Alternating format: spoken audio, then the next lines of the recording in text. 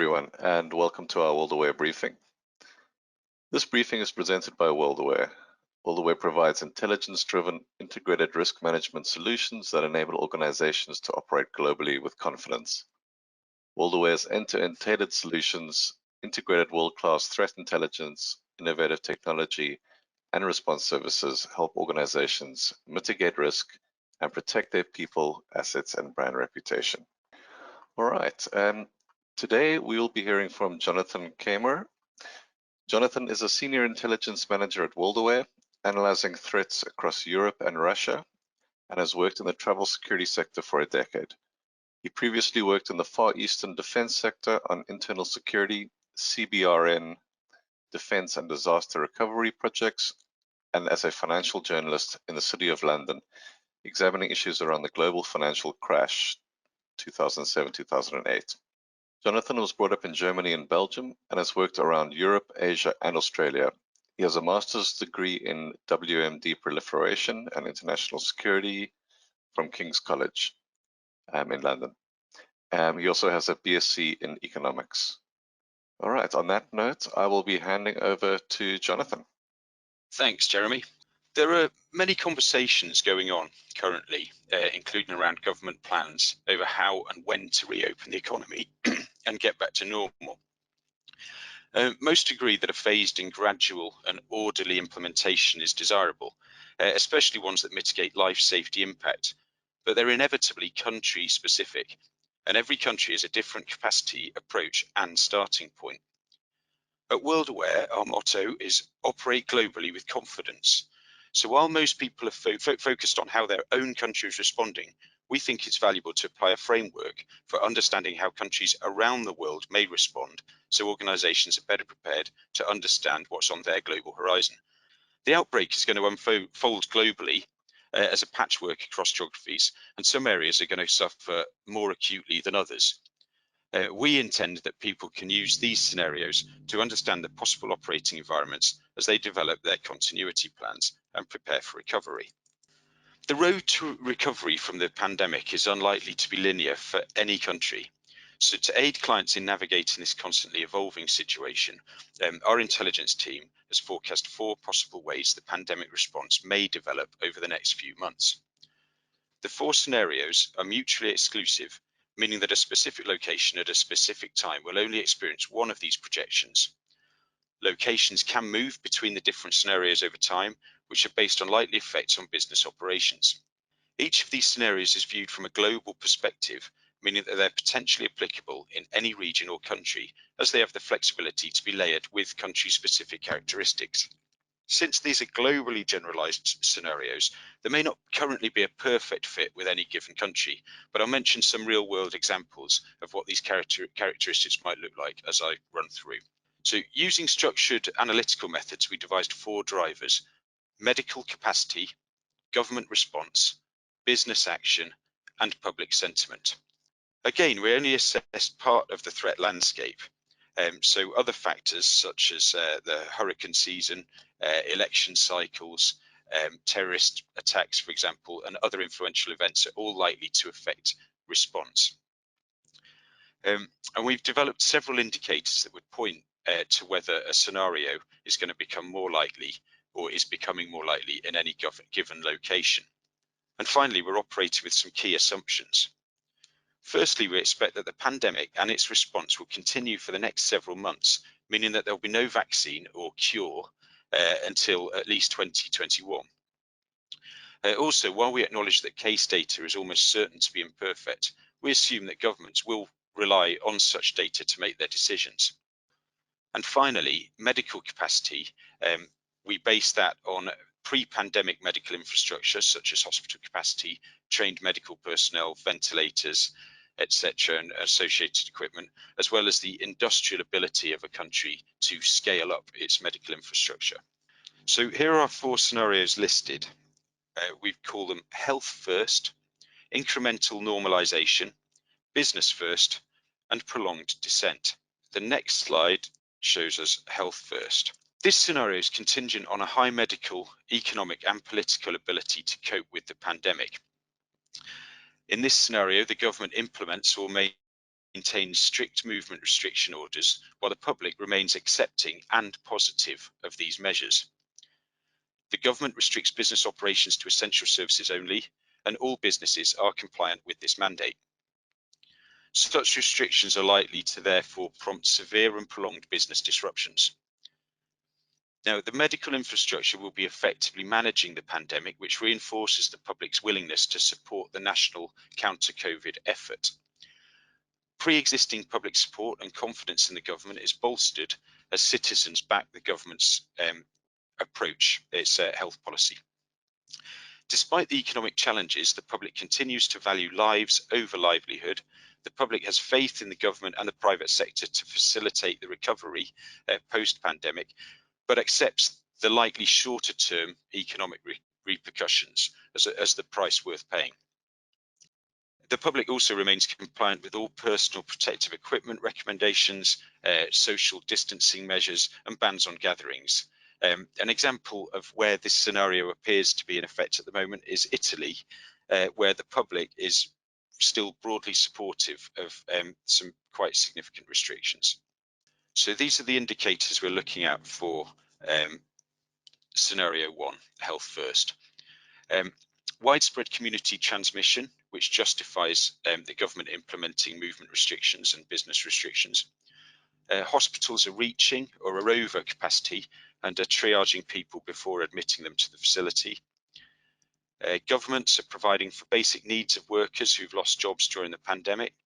The economy is one where much of the business community is able to operate remotely via a well-developed telecommunications infrastructure. And the government had high approval ratings pre-pandemic, which are also measurable and remain consistent throughout the crisis. So the next slide shows us scenario 2.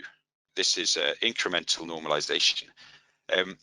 Of the 4 scenarios, this is the best case outcome, which is to say it would be the least disruptive in terms of business and movement restrictions, as well as have the likely smallest health impact. But even in this scenario, businesses are going to suffer. Unfortunately, there's no feasible scenario where the pandemic leaves us where we started, with business undamaged.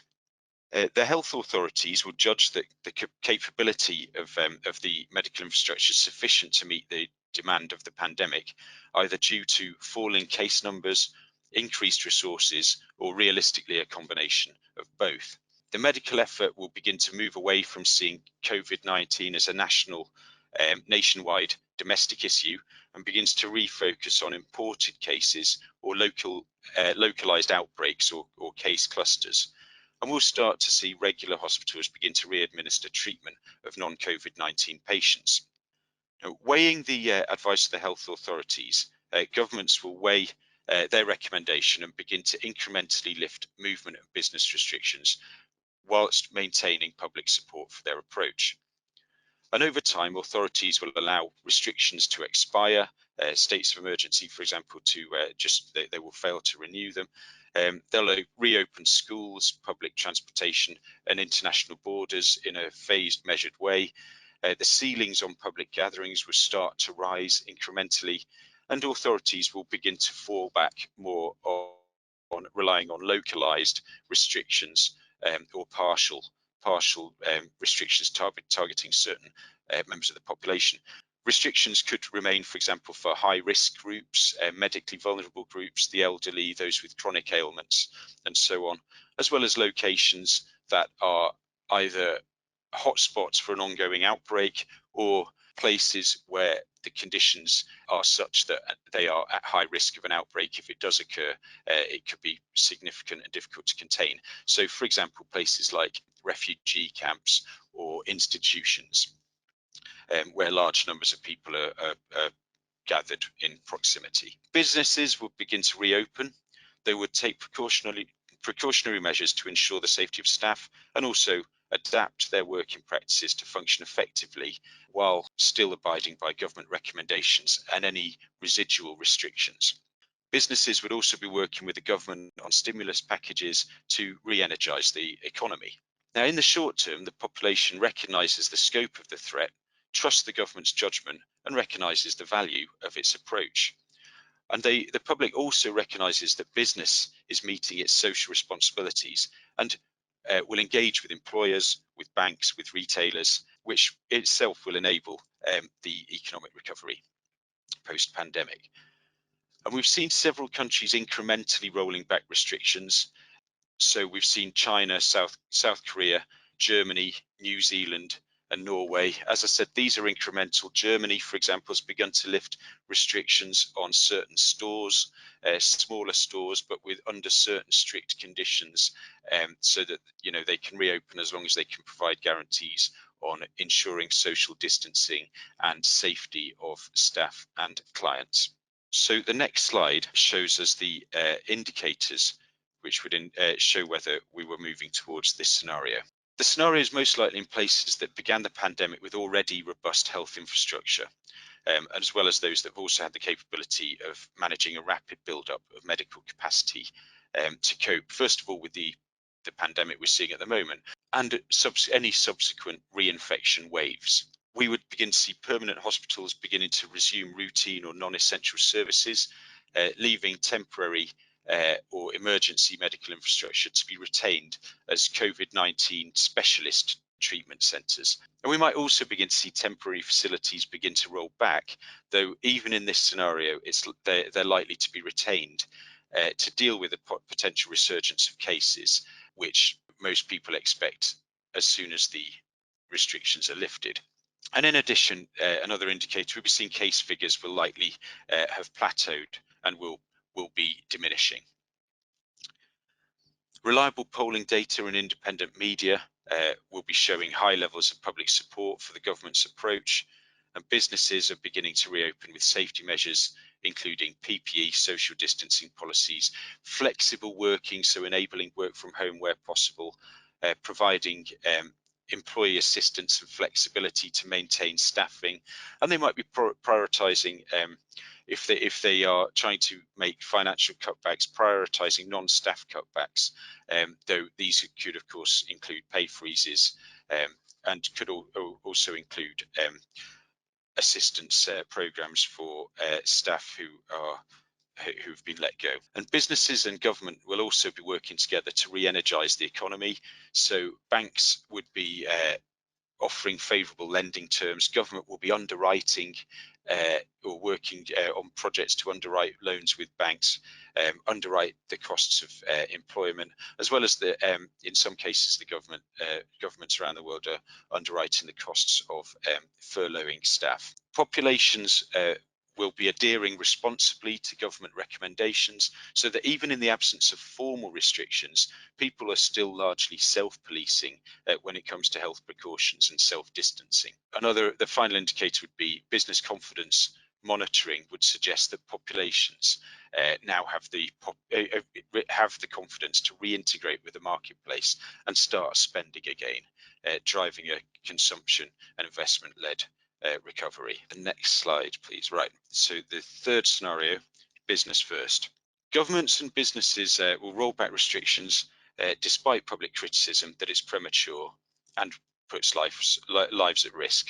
Governments of countries with high medical capacity would use that capacity to justify an early opening, claiming that the medical infrastructure can withstand reinfection as it coped with the original pandemic. However, the prolonged inundation of the medical infrastructure will continue to delay non-essential procedures, which will fuel public criticism and frustration. Also, in areas with low medical capacity, they're likely to destabilise faster and more severely as new cases and mortality rates increase, which themselves would generate negative public sentiment. And in both cases, new workplace contracted COVID clusters would begin to appear as employees begin to return to work. So the government would be unsystematically lifting movement and business restrictions, and citizens will be allowed to gather in large groups, schools will reopen, public transport will return to operations, and international travel restrictions, including from previous hotspot countries, will begin to relax, and travel will start to resume.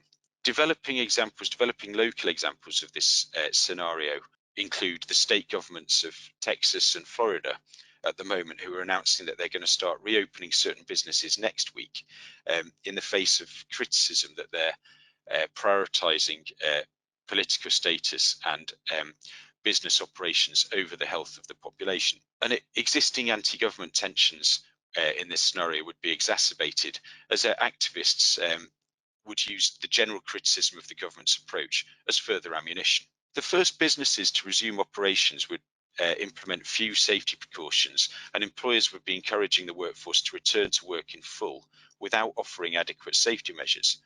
And offered no other option, workers would begin to return to work out of economic necessity. And this would generate widespread dissatisfaction, particularly as COVID cases continue to rise. The public would become increasingly critical of businesses, especially in locations with significant pre-existing anti-government or anti-capitalist protest groups or widespread income inequality. Workers would protest and strike as they refused to return to work, and demonstrators could turn to social media and lead virtual protests, emphasising worker safety and calling out specific companies and government and business leaders for compromising worker safety. This general movement is accompanied by a feeling that government and business relief packages are inadequate and that they're almost being forced to return to work as expendable fuel for the economy. In some places, the public would take the advantage of the lifting of bans on gatherings and protest, disrupting local business operations. Protesters, in some places there'll be the typical protest of large amounts of people gathering in proximity, but we've also seen cases such as in Israel where protesters have managed to cause disruption in the vicinity whilst practicing social distancing.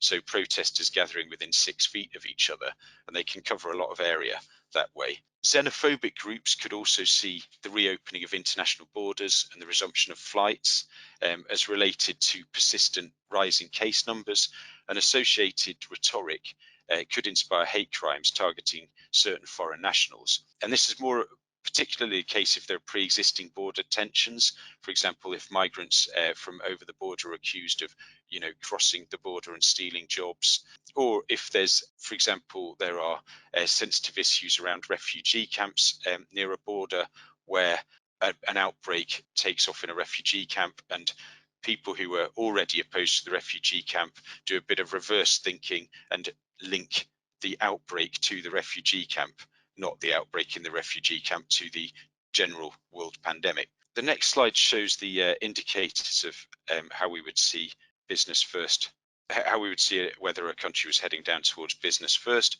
As I mentioned, this scenario could happen in countries with both good and bad medical infrastructure, so such capacity is not an indicator in this scenario. But other indicators would include government leaders making public statements on the untenable economic situation and announcing plans to lift restrictions, possibly despite high mortality and incidence rates. They also do this despite open criticism from international authorities such as WHO or world leaders. We'd also be seeing reliable polling data suggesting that the public views the government approach to managing the pandemic and enabling the recovery as insufficient. Labour representatives will criticise companies over the lack of effort to ensure the safety of the workforce. And again, we'd be seeing media and public polling suggesting that the public perceives businesses' efforts either on protection of staff or welfare support of staff who have been laid off as insufficient. And some businesses might also be seen to be profiteering and contributing to widening income inequality, which would fuel activism by anti-capitalist groups, for example. All of this negative public sentiment would lead to calls from protests from various groups, whether they be anti-austerity, anti-capitalism, or far left or far right, or general opposition groups. Our final scenario is prolonged dissent. In this scenario, severe business disruptions occur due to continuing government and business restrictions, which create negative public sentiment regardless of medical infrastructure capacity. However, insufficient medical capacity would worsen the negative public sentiment. There'll be opposition to the government's continued lockdown measures. Anti-government or opposition activists would openly criticise the government's approach and call for civil unrest. And this could see virtual protests, as we've seen in Poland, where they're protesting online, so as not to break the terms of the lockdown. But at the other end of the scale, we could see protesters being willing to gather in public despite the threat of contracting COVID-19. We've seen protests against restrictions already occurring in the States. So in Kentucky, for example, we've seen protesters gathering to denounce the perceived stringent policies of the state governor. Countries that have got pre-existing anti-government sentiment are highly likely to experience civil unrest. We've already seen this happening in South Africa, which has seen several clashes between citizens who are refusing to stay indoors and the police. We've also seen growing unrest by impoverished people in Bolivia, highlighting the fact that they must work in order to provide for themselves and their families. They feel they're being made to work despite the possibility of contracting COVID-19. Now, those countries with upcoming elections or a history of political instability, as well as developing nations with weak governments, could see a change in leadership if the government's COVID-19 approach is unpopular. We'd see criticism from industry and commercial bodies of continued business closures and likely economic damage. And we'd see unions calling for strikes of essential workers, so those in the health and utility sectors, for example, which would lead to further business disruptions, particularly in the medical field and in service-based economies. As companies lay off workers, the unemployed themselves will begin to protest, and this is highly likely, for example, in areas that are dependent on tourism for income, such as the Caribbean or some Middle Eastern or North African countries like Egypt, Jordan, Morocco and Tunisia. If businesses are unwilling to reopen or unwilling and unable to safeguard their staff, any existing anti-business and anti-capitalist sentiments will likely be exacerbated. And while this will vary by location, it could include consumers becoming increasingly suspicious and distrustful of certain businesses operating in their area. We could also see an increase in pro-business and pro-capitalist sentiment as people push for businesses to reopen to ensure their livelihoods. And this would cause a certain amount of polarization between pro-business and anti-capitalist groups, from which you could get belligerent debates on social media, and you could begin to see protests in defiance of the lockdown by opposing groups, which of course adversarial protests always have a higher threat of confrontations. Now, the lack of economic activity in this scenario, whether recession or a complete economic collapse, will become more probable, especially in economically weaker states. Public frustration and economic hardship impacts the security situation by manifesting themselves in increasing rates of opportunistic crime, xenophobic behaviour, or even domestic terrorism, especially in areas where these problems already exist. So it's likely we'll see an increase in opportunistic crime, including burglary and looting, by unemployed and desperate citizens.